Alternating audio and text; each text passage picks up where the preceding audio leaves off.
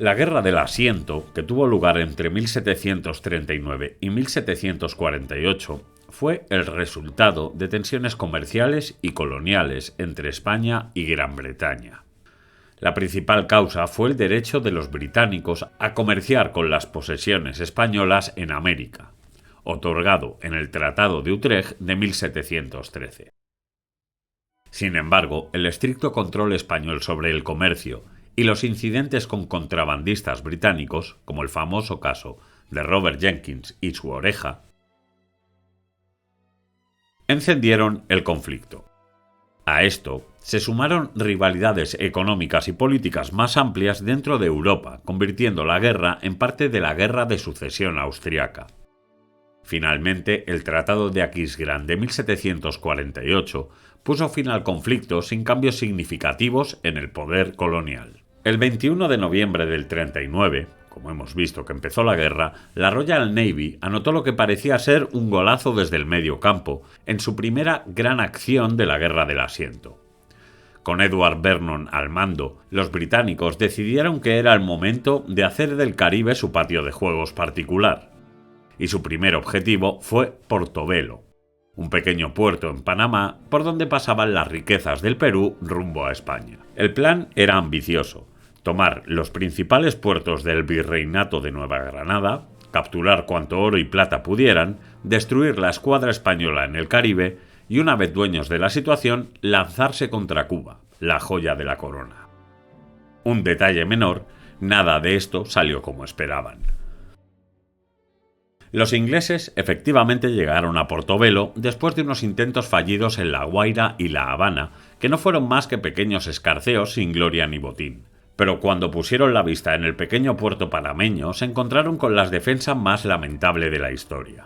Portobelo apenas contaba con 3 fuertes mal equipados: el Todofierro, el Gloria y el San Jerónimo, que en conjunto albergaban unos 700 hombres. Pero el problema no era el número de soldados, sino la absoluta falta de preparación. El gobernador, Francisco Javier de la Vega Rétez, no había hecho absolutamente nada por reforzar las defensas. Los cañones no estaban bien colocados, de hecho algunos no estaban ni montados. No había coordinación entre las guarniciones y la flota defensora consistía en 2 humildes guardacostas que no tenían nada que hacer contra la flota de Vernon. Como resultado, la batalla duró menos que un café caliente en alta mar. Los británicos entraron al puerto, bombardearon el fuerte Todofierro y lo redujeron a escombros en un santiamén. Como no había viento suficiente, ni siquiera se molestaron en acercarse al resto de los fuertes, lo que resultó ser una suerte para ellos, porque los disparos de los españoles ni siquiera llegaban a su posición. El fuerte Gloria se quedó corto con todos sus cañonazos, y el San Jerónimo, en un giro tragicómico, no disparó ni una sola vez porque sus cañones estaban desmontados. A estas alturas, uno podría pensar que el gobernador intentó organizar algún tipo de defensa. Pues no, rindió la plaza sin hacer absolutamente nada.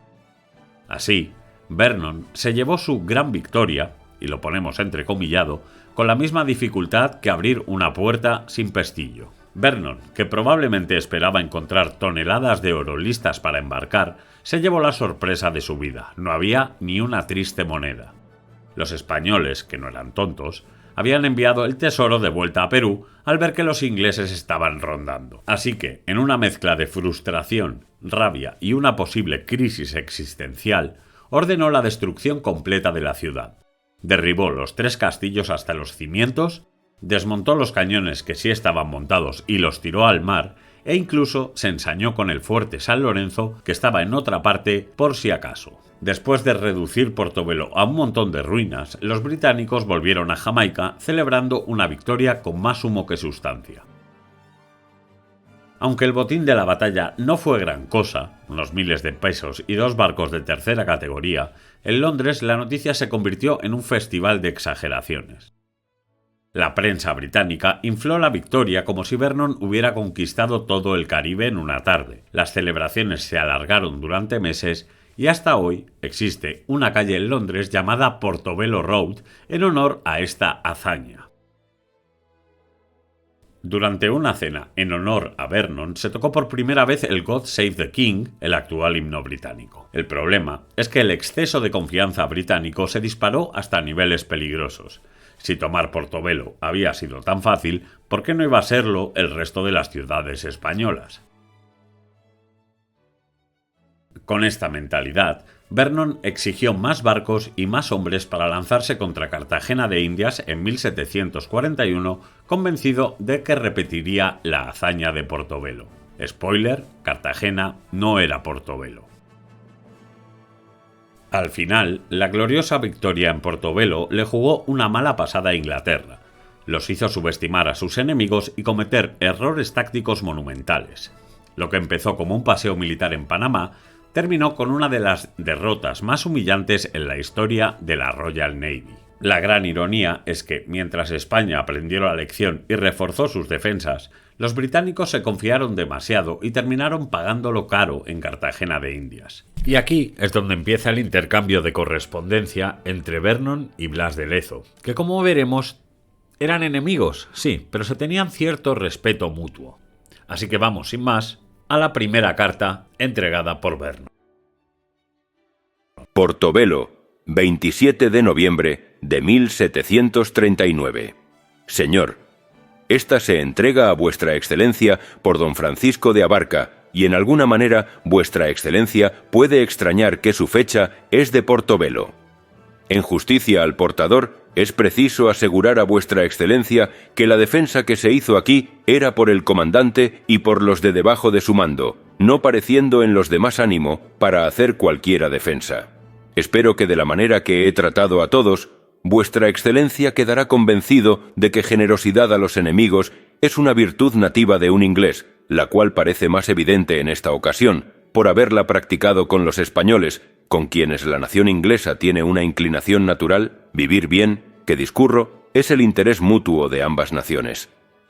Habiendo yo mostrado en esta ocasión tantos favores y urbanidades, además de lo capitulado, tengo entera confianza del amable carácter de vuestra excelencia, aunque depende de otro, los factores de la Compañía de la Mar del Sur en Cartagena estarán remitidos inmediatamente a la Jamaica, a lo cual vuestra excelencia bien sabe, tienen derecho indubitable por tratados, aún 6 meses después de la declaración de la guerra. El capitán Pelanco debe dar gracias a Dios de haber caído por capitulación en nuestras manos, porque si no, su trato vil e indigno de los ingleses habría tenido de otro un castigo correspondiente. La respuesta de Blas de Lezo no se hizo esperar. Excelentísimo señor, he recibido la de vuestra excelencia de 27 de noviembre que me entregó don Francisco de Abarca y antecedentemente la que condujo la balandra que trajo a don Juan de Armendáriz. Y en inteligencia del contenido de ambas diré, que bien instruida vuestra excelencia por los factores de Portobelo, como no lo ignoro, del estado en que se hallaba aquella plaza, tomó la resolución de irla a atacar con su escuadra, aprovechándose de la oportuna ocasión de su imposibilidad de defenderse, para conseguir sus fines, los que si hubiera podido penetrar y creer que las represalias y hostilidades que vuestra excelencia intentaba practicar en esos mares, en satisfacción de las que dicen habían ejecutado los españoles, hubieran llegado hasta insultar las plazas del rey mi amo, puedo asegurar a vuestra excelencia me hubiera hallado en Portobelo para impedírselo, y si las cosas hubieran ido a mi satisfacción, aún para buscarle en otra cualquiera parte, persuadiéndome que el ánimo que le faltó a los de Portobelo me hubiera sobrado para contener su cobardía. La manera con que dice vuestra excelencia ha tratado a sus enemigos es muy propia de la generosidad de vuestra excelencia, pero rara vez experimentada en lo general de la nación, y sin duda la que vuestra excelencia ahora ha practicado sería imitando la que yo he ejecutado con los vasallos de su majestad británica en el tiempo que me hallo en estas costas, y antes de ahora, y porque vuestra excelencia es sabedor de ellas, no las refiero, porque en todos tiempos he sabido practicar las mismas generosidades y humanidades con todos los desvalidos. Y si vuestra excelencia lo dudare, podrá preguntárselo al gobernador de esa isla, quien enterará a vuestra excelencia todo lo que llevo expresado, y conocerá vuestra excelencia que lo que yo he ejecutado en beneficio de la nación inglesa excede a lo que vuestra excelencia, por precisión y en virtud de capitulaciones, debía observar. en cuanto el encargo que me hace vuestra excelencia de que sus paisanos hallarán en mí la misma correspondencia que los míos han experimentado en esta ocasión, y que solicité que los factores del sur sean remitidos a Jamaica, inmediatamente diré que, no dependiendo esta providencia de mi arbitrio, no obstante, practiqué las diligencias convenientes con el gobernador de esta plaza, a fin de que se restituyesen a esa isla. Pero parece que sin orden del rey no puede practicar esta disposición, respecto de que son ministros de ambos soberanos en la comisión que manejan, y en correspondencia yo quedo para servir a vuestra excelencia con la más segura voluntad, y deseo le guarde Dios muchos años.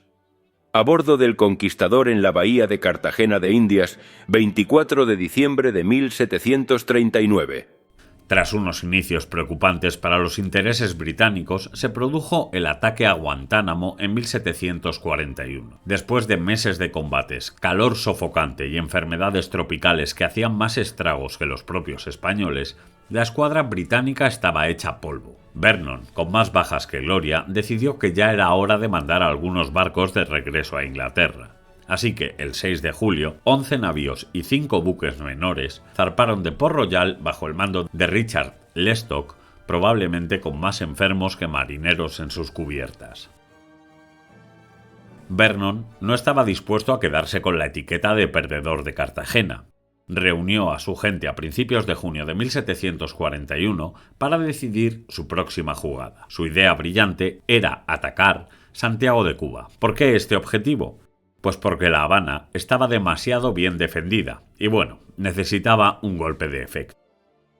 Todo el mundo estuvo de acuerdo, menos el gobernador Trelawney, que prefería atacar Panamá y seguir fastidiando el comercio español.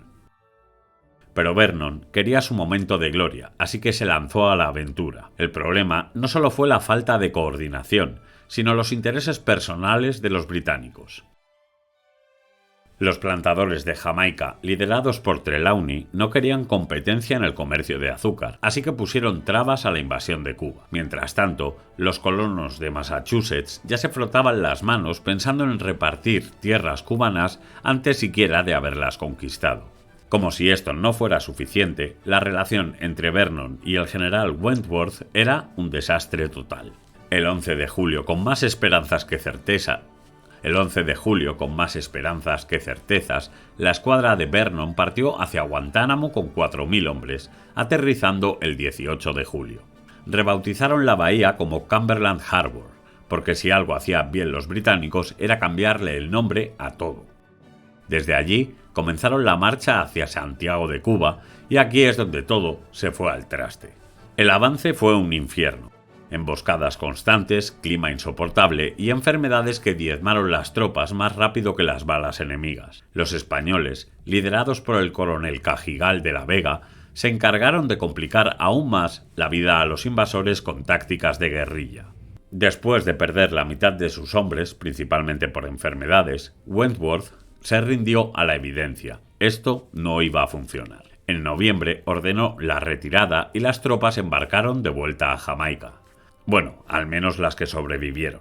Para colmo, 3 transportes naufragaron en el camino. Vernon, por su parte, intentó mantener las apariencias y bloqueó Santiago de Cuba con su escuadra, pero mientras él jugaba a ser dueño del Caribe, la escuadra española en La Habana hizo su propia jugada maestra. Escoltó los galeones con el oro hasta Santander y regresó tranquilamente dejando a los británicos con cara de póker.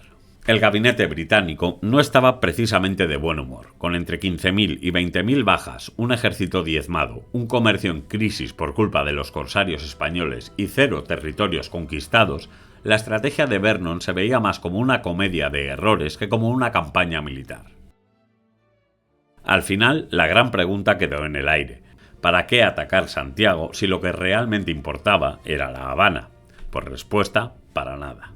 Siguiendo los planes británicos, a finales de enero de 1742, estos enviaron refuerzos a Jamaica, 2.000 hombres bien apretujados en un convoy, escoltados por 2 poderosos navíos de 50 cañones, el Greenwich y el St. Albans, así como la fragata Fox de 20 cañones.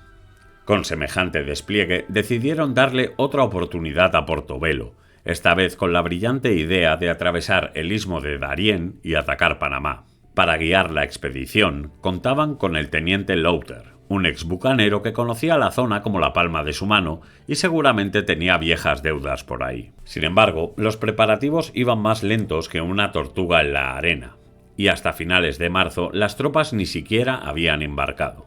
Mientras tanto, para no quedarse de brazos cruzados, Vernon envió a Lowther en la balandra Tritón, escoltada por la fragata Experiment, a hacer un poco de turismo de espionaje por la costa de los Mosquitos y contactar con los nativos. Mientras tanto, el propio Vernon, impaciente como siempre, patrullaba Cartagena para ver si los españoles habían metido más cañones desde su última visita. Finalmente, el 10 de abril, los británicos llegaron a Portobelo con una escuadra de 10 navíos, 3 brulotes y 2 buques hospital, además de 40 transportes cargados con 3.000 soldados regulares, 500 tropas negras y 400 indios mosquito. Todo parecía indicar que iba a haber una gran batalla, pero no. La ciudad seguía tan indefensa cuando Vernon la destruyó en 1739, así que la ocuparon sin disparar un solo tiro. 2 días después, con la moral por las nubes y creyéndose los reyes del Caribe, celebraron un consejo de guerra para planear el ataque a Panamá. Sin embargo, las noticias que llegaron no eran precisamente alentadoras. Panamá estaba mucho mejor defendida de lo que esperaban, y para colmo, la escuadra de Anson, que debería atacarla desde el Pacífico, había fracasado miserablemente. En resumen, de vuelta con las manos vacías, otra vez. Lo que vino después fue el clásico espectáculo británico de discusiones entre la Marina y el Ejército. Al final, tras muchas idas y venidas, decidieron hacer lo que mejor sabían hacer: irse. A mediados de abril todos reembarcaron y en mayo ya estaban de vuelta en Jamaica, con poco que contar salvo la ocupación fantasma de Portobelo. Y con esto, prácticamente, se puso fin a las andanzas británicas por el mar Caribe intentando conquistar alguna ciudad española. ¿Pero qué fue de los protagonistas de las misivas, tanto Blas de Lezo como Vernon? Pues si pensabas que la peor batalla de Blas de Lezo fue la de Cartagena de Indias, prepárate, porque la verdadera guerra empezó después, y esta vez no se libraba con cañones, sino con intrigas, mentiras y ambiciones personales. Tras el épico fracaso británico en Cartagena, lo lógico sería que todos en España aclamaran a Blas de Lezo como el genio militar que era. Pues eso no sucedió, porque en política y burocracia la lógica suele perder la batalla. El virrey Sebastián de Eslava, un hombre con más contactos que méritos, decidió que lo mejor para su imagen era tener un chivo expiatorio. Y claro, ¿quién mejor que el hombre que le había llevado la contraria desde el principio y además había demostrado tener razón? Así que empezó su campaña de desprestigio contra Lezo, acusándolo de insubordinación y desobediencia, cuando en realidad lo único que había hecho el marino vasco era decirle las verdades a la cara. Eso sí, con su característico estilo cero diplomático. Para asegurarse de que su versión de los hechos fuese la única que llegara a Madrid, Eslava bloqueó todos los informes de Lezo y mandó a la corte solo los suyos, convenientemente maquillados, para dejarlo como el salvador de Cartagena. Blas de Lezo, viendo el percal, logró colar sus propios informes en un barco francés con destino a España. ¿Y sirvió para algo esto? Pues no para mucho. Se leyeron, pero nadie movió un dedo por él. Mientras en la corte se repartían los premios como si fueran caramelos en una feria, la Real Armada, que había sido fundamental en la defensa, quedó olvidada.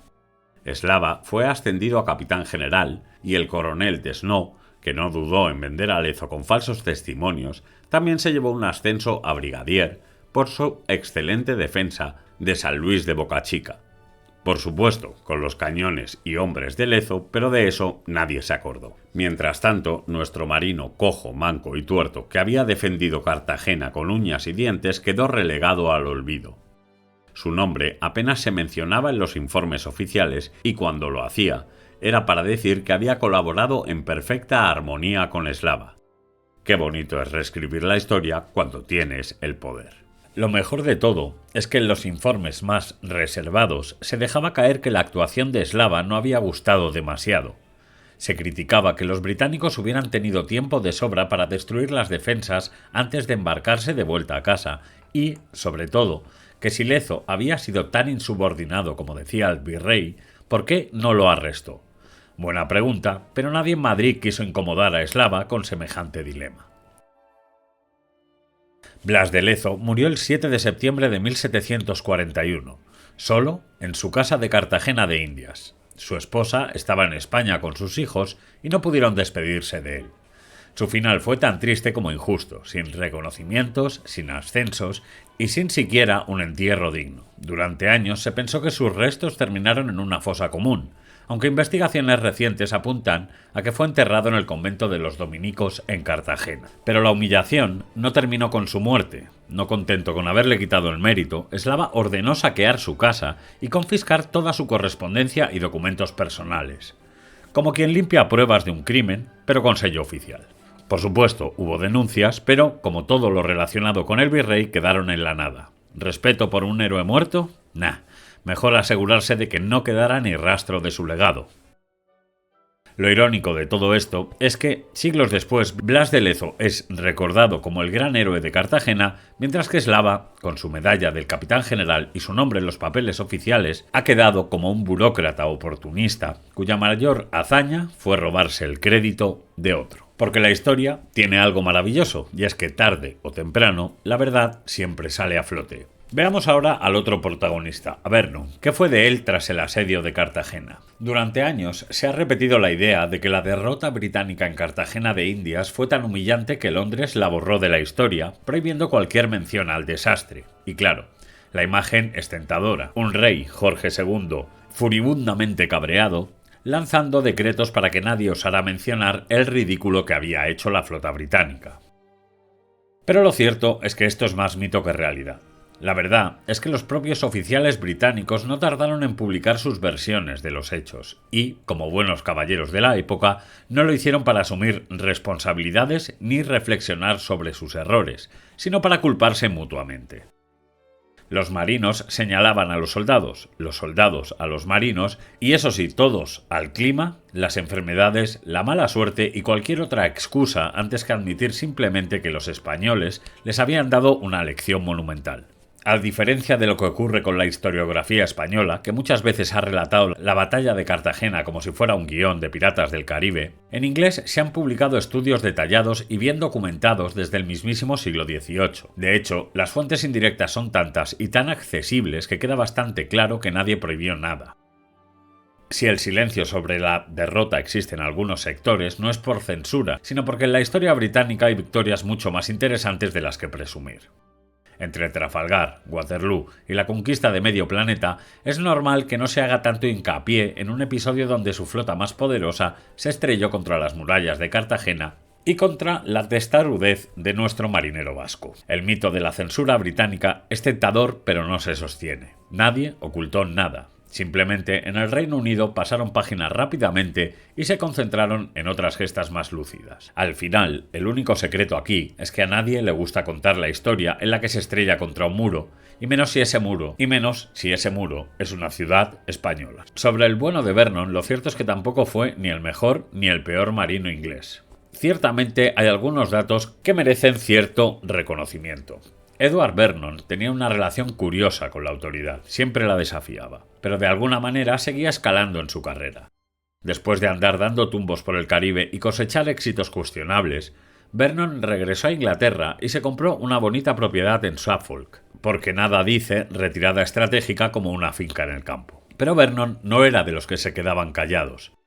Una vez en el Parlamento, se dedicó a acosar al gobierno en temas navales y lo hacía con tal insistencia que en 1745 lo ascendieron a almirante y le dieron el mando de la flota del Mar del Norte, probablemente con la esperanza de mantenerlo ocupado lejos de Londres. Su tarea era defender la isla de un posible ataque francés en apoyo del famoso Bonnie Prince Charlie. Lo que no esperaban en el almirantazgo era que Vernon volvería a hacer de las suyas. Cuando le negaron el título de comandante en jefe, porque al parecer alguien aprendió la lección después de Cartagena, Vernon hizo lo que mejor sabía hacer, quejarse en público. El almirante decidió que, si no le querían en el mando, al menos su pluma seguiría afilada. Publicó 2 panfletos con títulos sutiles y nada agresivos, como un espécimen de la verdad desnuda de un marinero británico y algunos consejos de temporada de un marinero honesto. Spoiler, el almirantazgo no los encontró muy entretenidos. El asunto llegó hasta el mismísimo rey Jorge II, quien, tras leer las quejas de Vernon, le hizo el mayor unfollow de la historia británica. Lo eliminó de la lista de oficiales de la Royal Navy y fue despedido el 11 de abril de 1746, convirtiéndose así en uno de los primeros almirantes en ser cancelado a Val-la-Lettre. Pero no todo fue quejas y despidos en su vida. A pesar de su peculiar manera de manejar la autoridad, Vernon tenía buenas ideas sobre modernizar la marina. Quería mejorar los ejercicios de tiro, hacer que las maniobras fueran más flexibles y, en general, que la Royal Navy funcionara mejor, quizás para evitar que las cosas volvieran a salir como en Cartagena. Sin embargo, su mayor reclamo a la fama no fue una victoria naval, sino haber inventado el grog, la primera versión del Cuba Libre de la historia. En 1740 decidió que sus marineros bebían demasiado ron puro y había que aguárselo un poco, lo que para los estándares de la época era básicamente un crimen de guerra. Lo bautizó Grog por su apodo Old Grog, derivado de su gusto por los abrigos de Grogram. Aunque se rumorea que Vernon también recomendó añadir limón para evitar el escorbuto, lo cierto es que en su orden solo menciona que los marineros podían ahorrar parte de su pan y provisiones para comprar azúcar y limas para hacerlo más apetecible. Una especie de happy hour naval, pero sin descuento. El escorbuto, una enfermedad que hacía estragos entre los marinos, seguía siendo un misterio para los médicos de la época. Mientras los cirujanos navales observaban que un poco de vitamina C hacía milagros, los expertos insistían en que la cura estaba en remedios maravillosos como bebidas gaseosas y pociones fermentadas que, por supuesto, no funcionaban. No fue hasta 1795 que la Royal Navy, en un golpe de audacia científica, decidió ignorar a los médicos y hacer caso a la experiencia práctica: limones y azúcar para todos. Cuando más tarde se quedaron sin limones porque España se alió con Francia, tuvieron que sustituirlos por limas de las Antillas, lo que terminó dándoles a los británicos el apodo de limeys. Volviendo a Vernon, este pasó el resto de su vida en el Parlamento, criticando todo lo que no le gustaba y defendiendo sus reformas navales hasta su muerte el 30 de octubre de 1757 en su retiro de Nacton. Puede que no haya sido el almirante más querido ni el más exitoso en combate, pero su legado sigue flotando en la historia naval. Fue despedido personalmente por un rey, lo que no es poca cosa, inventó el grog, arruinando la borrachera de miles de marineros británicos. Años después la retomarían en Magaluf y las costas españolas. Su insistencia en mejorar la marina ayudó, aunque su actitud lo dejó fuera de juego, y aunque no lo pretendiera, puso la primera piedra para la lucha contra el escorbuto, lo que salvó más vidas que todas sus batallas juntas, desde luego. Al final Vernon nunca tendría el aura de Nelson, pero sí fue uno de los más memorables, porque en la historia de la Royal Navy hay muchos héroes y muchas derrotas, pero pocos podrán decir que su mayor legado fue diluir el ron de toda la flota. Por último, comentar que la residencia del futuro primer presidente de los Estados Unidos de América, Mount Vernon, fue nombrada en su honor, pues el hermano mayor de George Washington sirvió como capitán de los marines reales británicos en el navío insignia de Vernon, el Prince Caroline, durante varios años. En fin, las casualidades de la historia.